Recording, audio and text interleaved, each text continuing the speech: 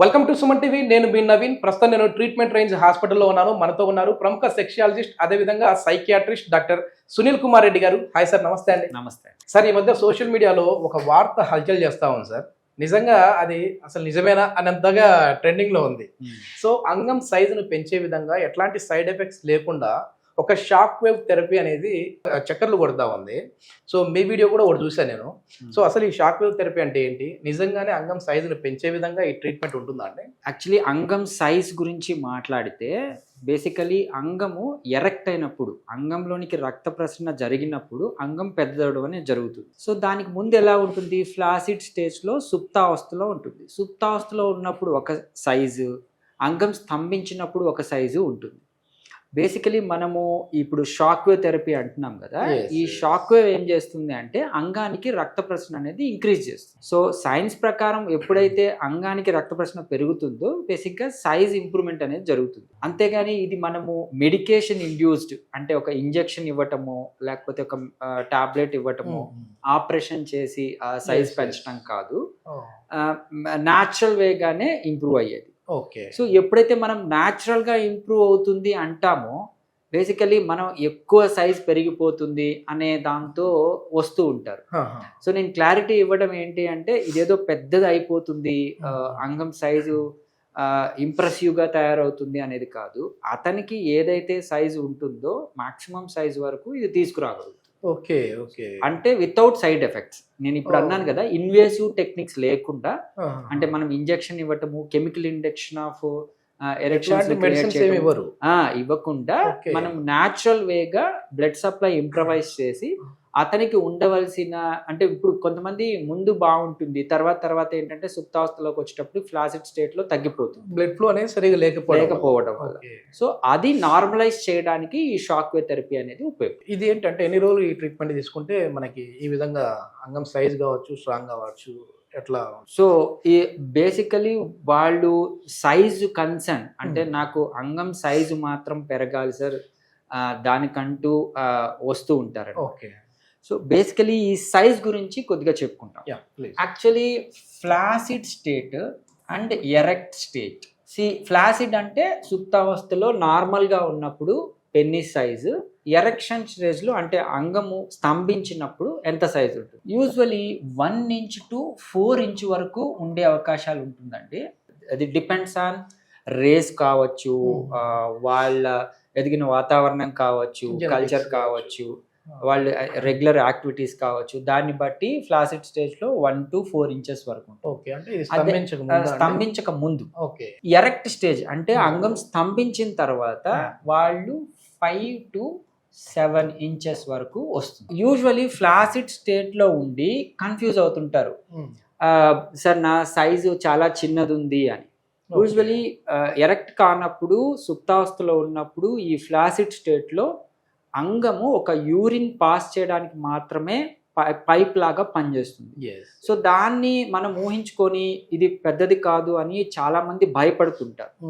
అందుకనే మనం as per procedure ప్రకారం ఏంటంటే అసలు మనం చూడాల్సి వస్తుంది. యాజ్ ఎ డాక్టర్గా I will examine, physical examination అంటాం.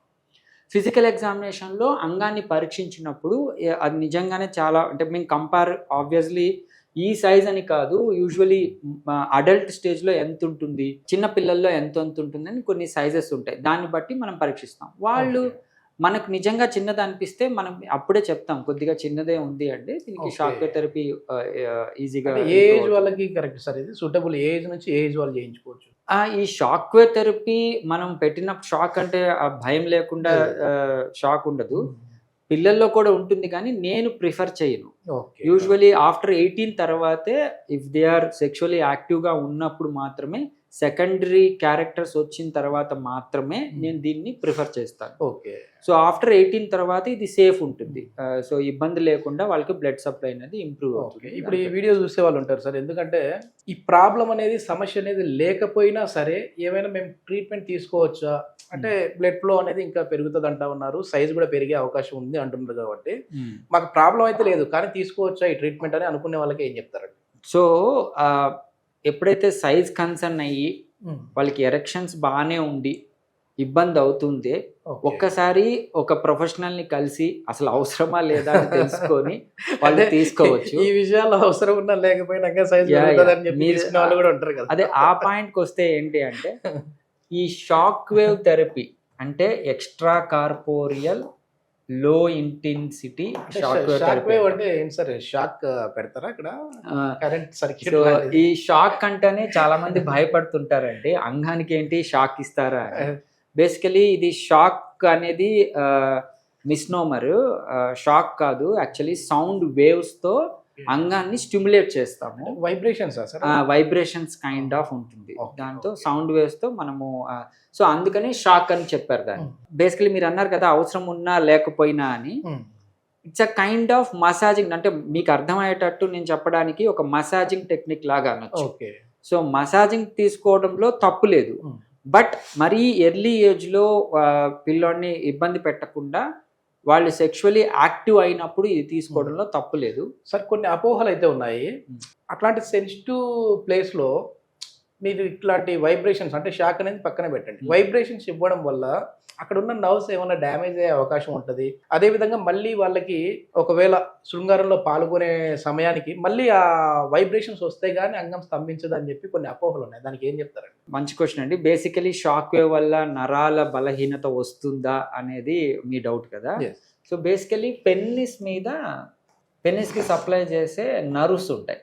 ఈ నర్వ్స్ ఇది ఫ్లాసిడ్గా ఉంటుంది కదా, మామూలు సుప్తావస్థలో ఉన్నప్పుడు చాలా మెత్తగా ఉంటుంది కదా.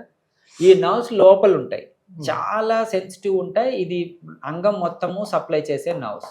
కానీ మన ఈ షాక్ వేవ్ ఏం చేస్తుంది అంటే నరాల మీద కాదు ఎఫెక్ట్ ఇచ్చేది, బేసికలీ బ్లడ్ వెజల్స్ మీద ఇస్తాయి. ఏదైతే రక్తనాళాలు ఉంటాయో దాని మీద సెన్సిటివ్నెస్ పెరిగి ఇంకా బ్రాంచెస్ పెరిగి రక్త సప్లై చేసేటట్టు పెంచుతాయి.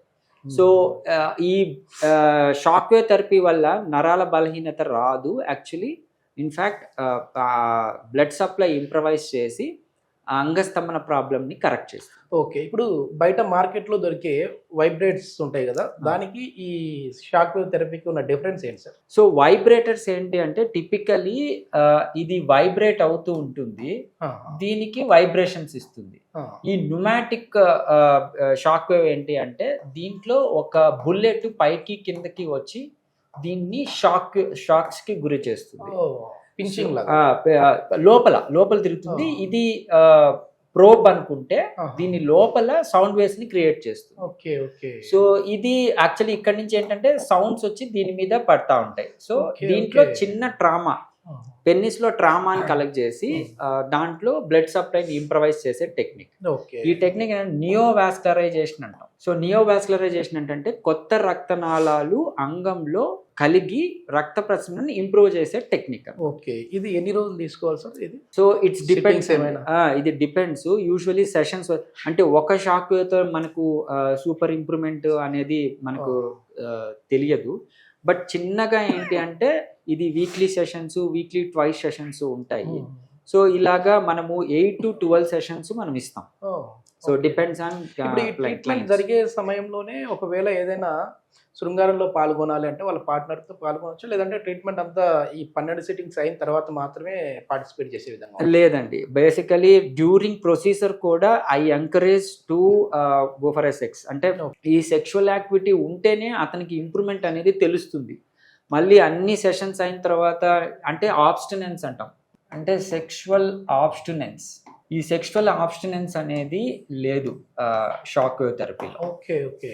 So during shock wave therapy మనం ఆ ప్రొసీజర్లో ఉన్నప్పుడు కూడా వాళ్ళు శృంగారానికి ఏమీ దూరంగా ఉండాల్సిన లేదు. ఎస్, ఇది మొత్తానికి కన్క్లూజన్ అయితే ఇదేదో అంగం సైజ్ పెరిగిపోతుంది అని అంటే ఓకే ఉన్న పలాన మరి పెద్దగా అయిపోతుందని కాదు, మనకున్న సైజ్ని యాక్టివ్ చేసేస్తుంది. అంటే అక్కడ ఉన్న రక్తనాళాలని కొంచెం యాక్టివ్ చేసేసి బ్లడ్ ఫ్లో వెళ్ళడం వల్ల మనకి స్ట్రాంగ్గా ఉన్నట్టుగా పెద్దగా అయినట్టుగా కనపడుతుంది. Yes. Okay, thank you sir. Right, thank you.